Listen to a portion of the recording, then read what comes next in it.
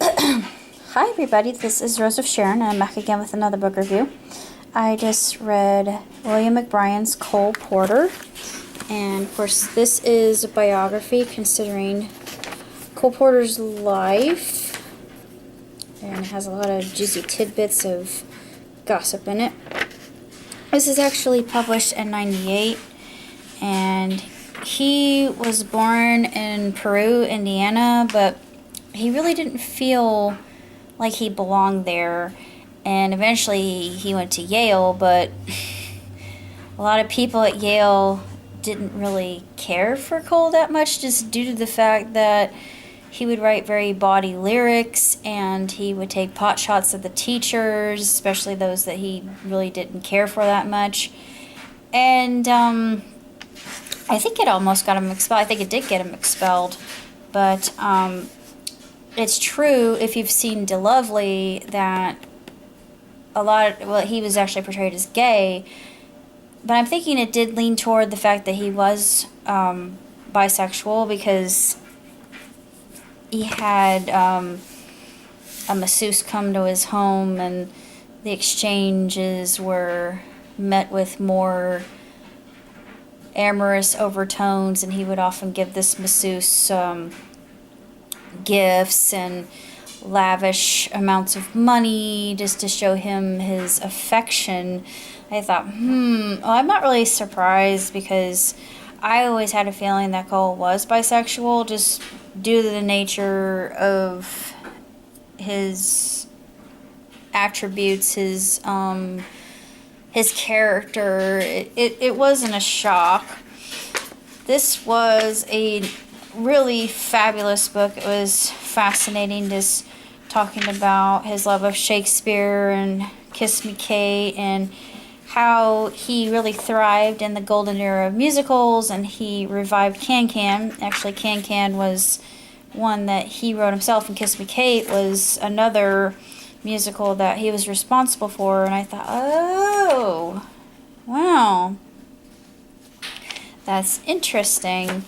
And apparently he was absolutely in love with Paris, and that doesn't really surprise me, because I think a lot of bon vivants like Cole just felt more comfortable in expressing themselves, because France is the capital of art and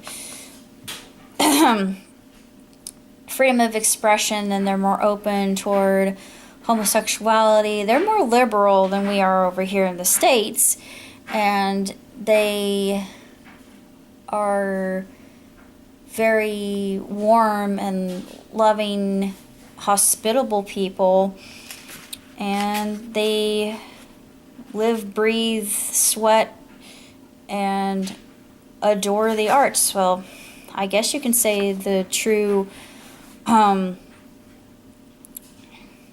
center of art and music, well, jazz especially, really developed in France. Can't really say that much else about the book, but if you are a fan of Cole Porter and his music, by all means pick it up, because it's absolutely fascinating. Talks about the songs he wrote, like Night and Day, Love for Sale, Begin the Begin. Just one of those things. He actually wrote Begin the Begin. Huh. Imagine that. I never knew. He grew up in privilege, but he had quite a bit of tragedy in his life. He had a very sexless marriage, which I just had a feeling he had a lot of affairs with men, according to McBrian. He had a nearly fatal riding accident, and in 1937, that's when he suffered that, and the last 18 years of his life were marked by pain, drugs, and repeated operations on his legs. Years of physical agony, but unstilling artistic achievement.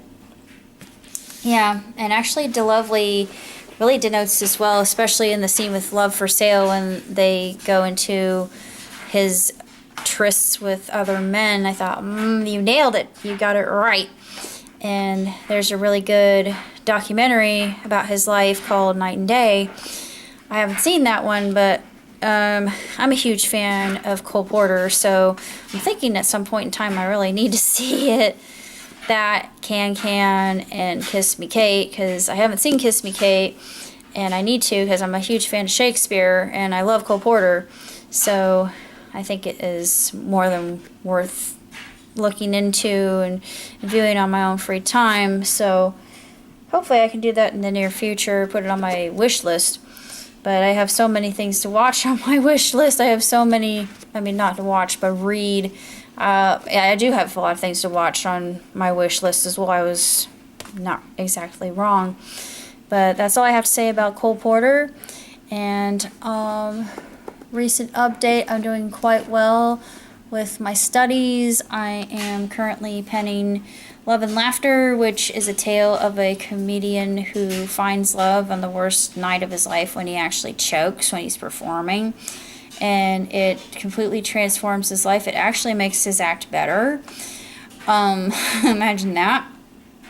And then he jumps headfirst into fatherhood. That changes his life. It makes his act 10 times better. It depletes him of quite a bit of energy, but he learns quite a bit from it, and he actually gathers more of a following, more of an audience, because he covers a larger demographic.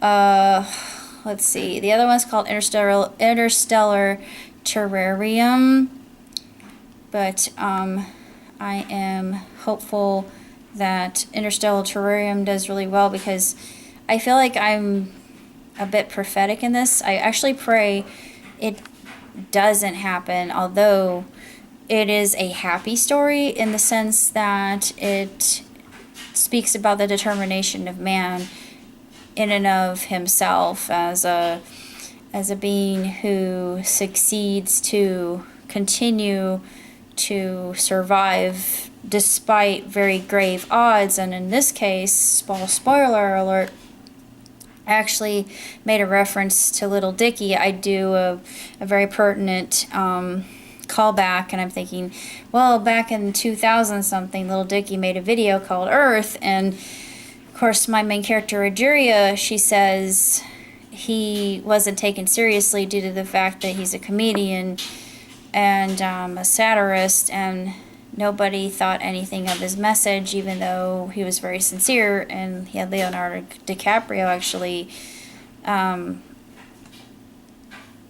supporting him and spurring the message on. And maybe some people actually did, but it was far in between. And he said in 12 years, and actually it gives me pause, but he says in 12 years we're going to be facing a crisis of monumental proportions. And I mean, I've known this for a while. I've always felt like I'm running out of time, and people look at me like I'm odd, but you know, it's just one of those things. I'm hoping that maybe, just maybe, the terrariums will work. Maybe this is an idea that, even though it is sci-fi, will become something that actually occurs in the future. But I'm writing that. I'm going to be writing the continuation of Genre Jumpers, which actually stars the children of this series rather than the mom and the dad, even though the mom and the dad and the grandparents are still very integral parts of the tale. It's more about the kids in the second part, which is going to be the end of Genre Jumpers. But that's basically all I have to say. Until next time, live long, prosper. Ciao, tutti.